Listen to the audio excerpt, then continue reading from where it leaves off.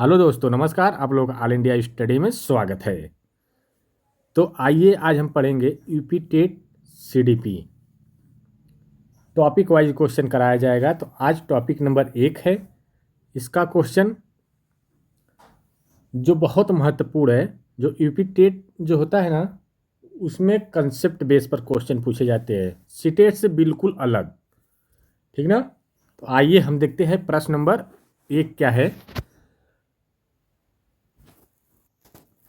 मनोविज्ञान की प्रथम प्रयोगशाला 1879 में किसने स्थापित की? तो देखिए, इन्होंने जो स्थापित किए विलियम वोल्ट ने। ठीक ना। इसका सही जवाब हो जाएगा विलियम वोल्ट। देखिए, इन्होंने जर्मनी के लिप्जिंग शहर में यह अपना पहला लैब खोले। ठीक ना। जो मनोविज्ञान को एक स्वतंत्र विज्ञान बनाया। ठीक। तो इसका सही जवाब क्या हो जाएगा? Option number B, William Wundt. इन्होंने कहाँ के है? ये जर्मनी के है। ठीक ना। तो अपनी पहली प्रयोगशाला कहाँ खोले? लिप्जिंग में। ठीक ना। अगला क्वेश्चन देखेंगे, प्रश्न नंबर 2। सीखना आदतों, ज्ञान और अभिवृत्तियों का अर्जन है, यह प्रसिद्ध परिभाषा किसने दी? देखिए, सीखना, आदत, ज्ञान जो है अभिवृत्तियों का अर्जन है, यह परिभाषा किसने दी? तो देखिए, ये जो परिभाषा दी है जो है crow and crow. Crow and crow क्या है? ये दोनों पति पत्नी है। ठीक ना। तो इसका सही जवाब क्या हो जाएगा? Crow and crow. ठीक। इन्होंने सीखने के 3 मुख्य स्तंभ दिए। हैबिट मतलब आदत, नॉलेज ज्ञान, और एटीट्यूड सीखना। ठीक ना। 3 मुख्य बिंदु दिए हैं सीखने के। कौन कौन से? सीखने के आदत, ज्ञान, अभिवृत्ति। ठीक ना। अगला क्वेश्चन देखेंगे, प्रश्न नंबर 3। व्यवहारवाद का जनक किसे माना जाता है? तो देखिए, व्यवहारवाद के जो जनक है, यह जो 1913 में घोषणा की थी कि मनोविज्ञान केवल अवलोकनी व्यवहार का अध्ययन है। किसने कहा था? यह जॉन बी वाटसन ने कहे थे। ठीक ना। 1913 में क्या कहे थे? जो मनोविज्ञान है वो केवल अवलोकनी व्यवहार का अध्ययन है। तो इसका सही जवाब क्या हो जाएगा? जॉन बी वाटसन व्यवहारवाद के जनक माने जाते हैं। ठीक ना। अगला क्वेश्चन देखेंगे, प्रश्न नंबर 4। क्रिया प्रसूत अनुबंधन का सिद्धांत किसने दिया? तो देखिए, क्रिया प्रसूत अनुबंधन का जो सिद्धांत देने वाले मनोवैज्ञानिक है वह B.F. स्किनर है। ठीक ना। इन्होंने क्या किया था कि चूहे और कबूतर पर प्रयोग कर पुरस्कार और दंड के प्रभाव को समझा था। ठीक ना। और लोगों को समझाया। क्या समझाया? कि चूहे और कबूतर पर प्रयोग किया, पुरस्कार और दंड के प्रभाव को समझाया लोगों को। ठीक ना। तो क्रिया प्रसूत अनुबंधन का जो सिद्धांत है ऑपरेंट कंडीशनिंग का, वह B.F. स्किनर साहब ने दिए। ठीक ना। तो ऑप्शन नंबर बी करेक्ट हो जाएगा। अगला क्वेश्चन देखेंगे, प्रश्न नंबर 5। OR मॉडल के प्रतिपादक कौन है? ठीक ना। OR देखिए, जो ESR मॉडल के वाटसन है। ठीक ना। ये ध्यान ध्यान रहे। इन्होंने ये बताए, वुडवर्थ साहब है। कौन है? तो वुडवर्थ है। अब इनके बारे में जान लेते हैं। वुडवर्थ ने वाटसन के ESR मॉडल में ओ शब्द जोड़ दिया। ओ का मतलब ऑर्गेनाइजेशन, ठीक ना, मतलब जीव के बारे में जोड़ दिया, ठीक ना, जिसका अर्थ है प्रतिक्रिया व्यक्ति के आंतरिक अवस्था पर निर्भर करती है। जिसका अर्थ क्या है, प्रतिक्रिया जो होती है व्यक्ति के आंतरिक अवस्था पर निर्भर करती है, ठीक ना। किसमें जोड़े, ओ मॉडल, एस आर मॉडल में ओ जोड़ करके बनाए, ठीक ना। अगला क्वेश्चन देखेंगे, प्रश्न नंबर 6। संरचनावाद संप्रदाय में किस विधि का मुख्य रूप से प्रयोग किया जाता है? संरचनावाद संप्रदाय में तो देखिए, जो संरचना संप्रदाय है उसमें क्या है, अंतर्दर्शन की बात होती है, ठीक ना। इसमें व्यक्ति को अपने मन के अंदर की जो संवेदनाएं और भावनाओं का स्वयं निरीक्षण करना होता है, ठीक ना। संरचनावाद में क्या होता है कि व्यक्ति के अपने मन और अंदर की जो संवेदना होती है, भावना होती है, उसका स्वयं क्या करना होता है, निरीक्षण करना होता है, तो अंतर्दर्शन कहलाता है, ठीक ना। तो इसका सही जवाब क्या हो जाएगा, अंतर्दर्शन। प्रश्न नंबर अगला देखेंगे, प्रश्न number 7। The principle of psychology 1890 में पुस्तक के लेखक कौन है? तो देखिए, इसके जो लेखक है विलियम जेम्स है। कौन है, विलियम जेम्स। इसका सही जवाब हो जाएगा विलियम जेम्स, व्यवहारवाद के जनक, ठीक ना। व्यवहारवाद का मतलब है मनोविज्ञान के जनक कहे जाते हैं। अमेरिकी मनोविज्ञान के जनक विलियम जेम्स है, ठीक ना, और मनोविज्ञान के जनक विलियम वुल्ट है, ठीक ना। अगला क्वेश्चन देखेंगे, प्रश्न नंबर 8। विलियम वुल्ट के अनुसार चेतना के 3 मुख्य तत्व कौन है? तो देखिए, विलियम वुल्ट साहब ने बताए कि जो चेतना होती है वह संवेदना, प्रतिमा और भाव संरचना में मन को इन्हीं 3 हिस्सों में तोड़कर समझाया जाता है। उन्होंने क्या बताया, संवेदना, प्रतिमा, भाव संरचनावाद में मन को इन्हीं 3 हिस्सों को तोड़कर समझा जा सकता है, ठीक ना। तो इसका सही जवाब क्या हो जाएगा, 3 मुख्य तत्व कौन कौन से है, संवेदना, प्रतिमा और भाव। तो ऑप्शन नंबर बी करेक्ट हो जाएगा। अगला क्वेश्चन देखेंगे, प्रश्न नंबर 9। मनोविज्ञान शिक्षा का सबसे बुनियादी विज्ञान है, यह कथन किसका है? करे, जो मनोविज्ञान होता है शिक्षा का बुनियादी विज्ञान होता है, यह कौन कहे है? तो देखिए, यह जो है B.F. स्किनर साहब कहे हैं। इन्होंने कहा था शिक्षा के क्षेत्र में व्यवहार के महत्व को स्पष्ट करने के लिए यह परिभाषा दी थी, ठीक ना। मनोविज्ञान शिक्षा का एक सबसे बुनियादी विज्ञान है। ये जो परिभाषा स्किनर साहब की है, इन्होंने कहा व्यवहारवाद के महत्व को स्पष्ट करने के लिए यह परिभाषा ये दिए थे, ठीक ना। तो इसका सही जवाब क्या हो जाएगा, B.F. Skinner. Option number B correct हो जाएगा, सॉरी ए, ठीक ना। प्रश्न नंबर 10 देखेंगे, लिटिल अल्बर्ट का प्रसिद्ध प्रयोग किस मनोवैज्ञानिक ने किया था? तो देखिए, जो लिटिल अल्बर्ट का प्रयोग जो है कौन वैज्ञानिक किए थे, आप लोग इसमें बताइए कमेंट बॉक्स में, क्योंकि हम क्वेश्चन पहले इसका थ्योरी बताए हैं, ठीक ना। पिछली वीडियो में आप जाकर देख सकते हैं। तो कौन किए थे, J.B. वाटसन ने, ठीक ना।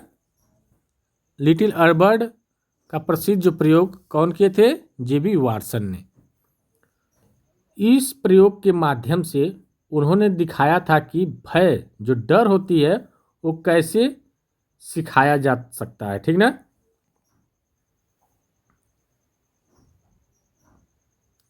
क्या बताए थे, कहे थे ये जेबी वाटसन साहब ने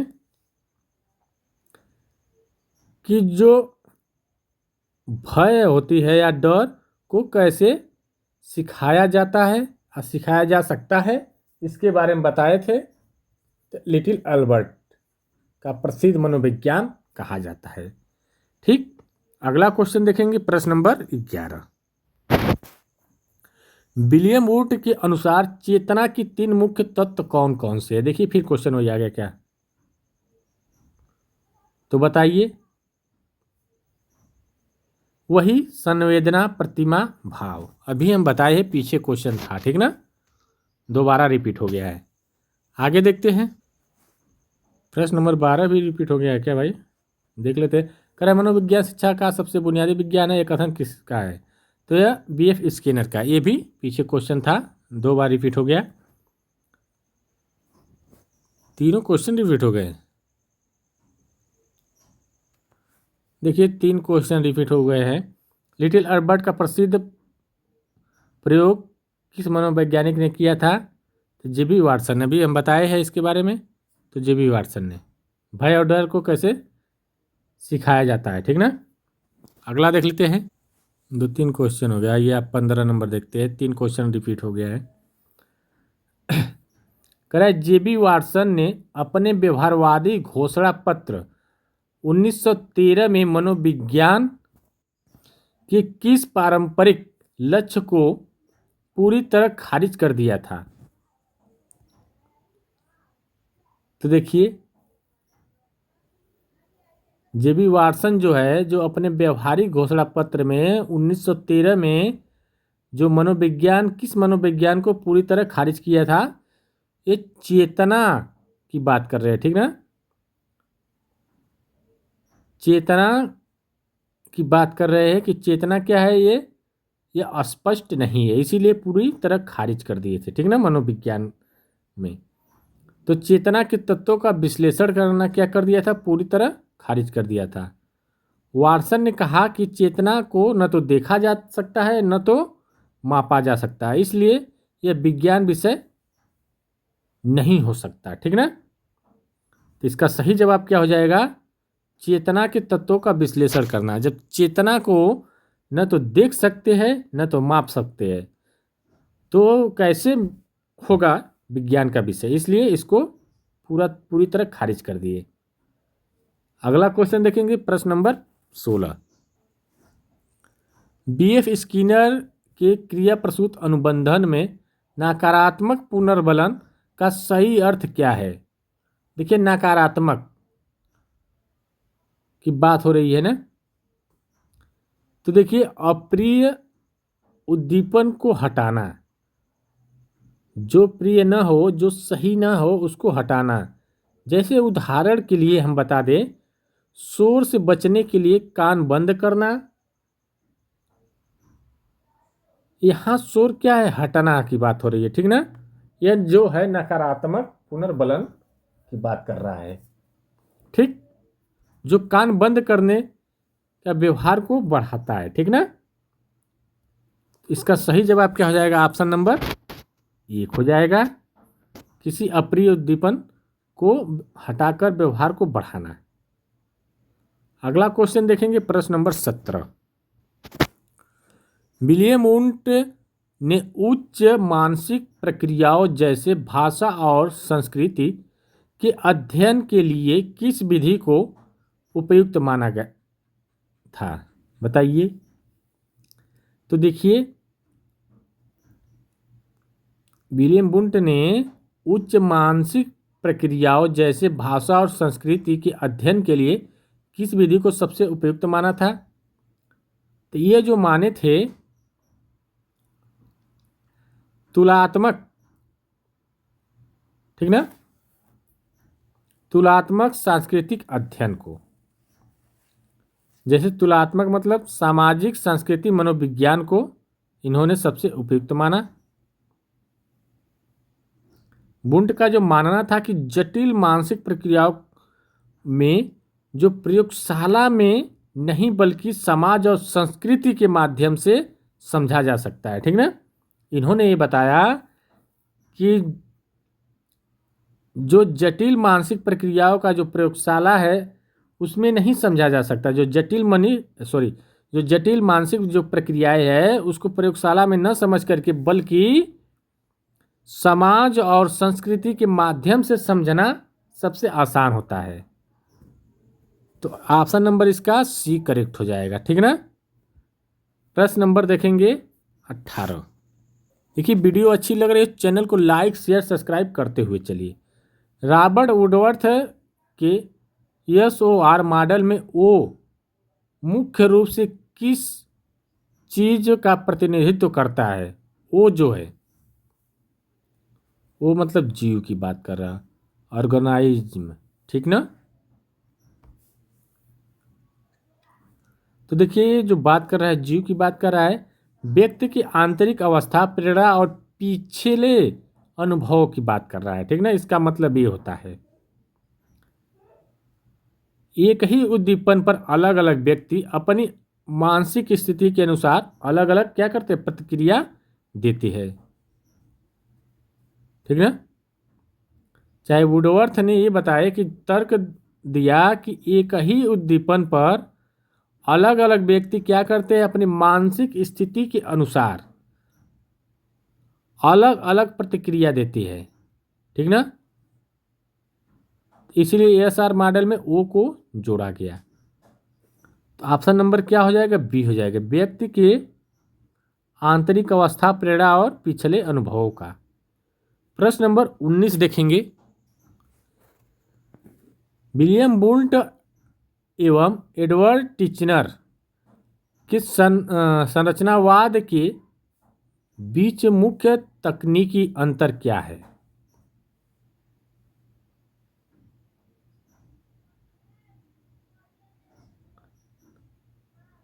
वुंड ऑप्शन नंबर 1 है, वुंट ने अंतर्दर्शन का विरोध किया जबकि टिचनर ने समर्थन दिया। ठीक। दूसरा है वुंट ने स्वैच्छिकवाद पर जोर दिया जबकि टिचनर ने मन में केवल निष्क्रिय तत्वों पर। ऐसा नहीं है, टिचनर ने व्यवहारवाद का समर्थन किया। देखिए केवल शब्द तो पहले काट दीजिए। ठीक ना। ये तो होगा नहीं, यहाँ पर भी केवल शब्द आ गया तो ये भी गलत है। तो ऑप्शन नंबर क्या हो जाएगा, दोनों में अंतर क्या है, वुंट ने अंतर्दर्शन का विरोध किया और टिचनर ने व्यवहारवाद का समर्थन किया। तो देखिए ऑप्शन नंबर ए करेक्ट हो जाएगा। ठीक ना। प्रश्न नंबर 20 देखेंगे। स्किनर के अनुसार व्यवहारवाद के आकार देने की प्रक्रिया में किस तकनीक का उपयोग किया जाता है। करेक्ट। स्किनर के अनुसार व्यवहारवाद के आकार देने की प्रक्रिया में किस तकनीकी का उपयोग किया जाता है। तो देखिए यह जो तकनीकी होती है क्रमिक सन्निकटन। ठीक ना। यानी लक्ष्य के करीब पहुंचने वाले हर छोटे कदम पर इनाम देना, इसकी बातें करते हैं। ठीक ना। ऑप्शन नंबर बी करेक्ट हो जाएगा इसका। ठीक। अगला देखते हैं प्रश्न नंबर 21। मनोविज्ञान में सबसे पहले अपनी आत्मा को खोया, फिर मन को, फिर चेतना को और अब एक प्रकार के व्यवहारवाद को अपनाए हुए है। वुडवर्थ का यह कथन किस ओर संकेत करता है। देखिए पहले क्या किया, आत्मा को खोया, फिर मन को फिर खोया, फिर चेतना को खोया। ठीक ना। मनोविज्ञान में 4 भागों में बटा हुआ था। आत्मा, पहले आत्मा की बात हुई, फिर मन की बात हुई, फिर चेतना की बात हुई, फिर व्यवहारवाद की बात हुई जो अब तक चल रही है। ठीक ना। तो देखिए यह जो कथन बताता है कि कैसे समय बीतता गया और कैसे मनोविज्ञान की परिभाषा क्या हुई, बदलती गई। ठीक ना। तो ऑप्शन नंबर बी हो जाएगा, मनोविज्ञान का ऐतिहासिक क्रमिक विकास की बात कर रहा है। तो ऑप्शन नंबर बी करेक्ट हो जाएगा। अब प्रश्न नंबर 22 देखेंगे। क्रो एंड क्रो के अनुसार शिक्षा मनोविज्ञान का मुख्य केंद्र बिंदु क्या होना चाहिए? तो देखिए, यह जो होना चाहिए सीखने की परिस्थितियों का वैज्ञानिक संगठन। तो इसका सही जवाब हो जाएगा सीखने की परिस्थितियों का वैज्ञानिक संगठन। प्रश्न नंबर 23 देखेंगे। विलियम जेम्स के प्रकार्यवाद ने चार्ल्स डार्विन के किस सिद्धांत को मनोविज्ञान में लागू किया? तो देखिए, जो लागू किया प्राकृतिक चयन और अनुकूलन को, ठीक ना। तो इसका सही जवाब हो जाएगा ऑप्शन नंबर ए। प्रश्न नंबर 24 देखेंगे। एफ स्किनर ने अधिगम के संदर्भ में भूल किसे कहा? अधिगम के संबंध में भूल किसे कहा? तो देखिए, वो ये बताए जब व्यवहार के बाद पुनर्बलन इनाम मिलना बंद हो जाए और व्यवहारवाद धीरे धीरे खत्म हो जाए, वही भूल है, ठीक ना। तो ऑप्शन नंबर बी करेक्ट हो जाएगा इसका। देखिए, वीडियो अच्छी लगी हो तो चैनल को लाइक शेयर सब्सक्राइब करिए। अब बेहतर से बेहतर कंटेंट देने का हम प्रयास कर रहे हैं, ठीक ना, टॉपिक वाइज। तो आप लोग ज़रूर देखिए। अब मिलते हैं अगले वीडियो में, तब तक के लिए नमस्कार।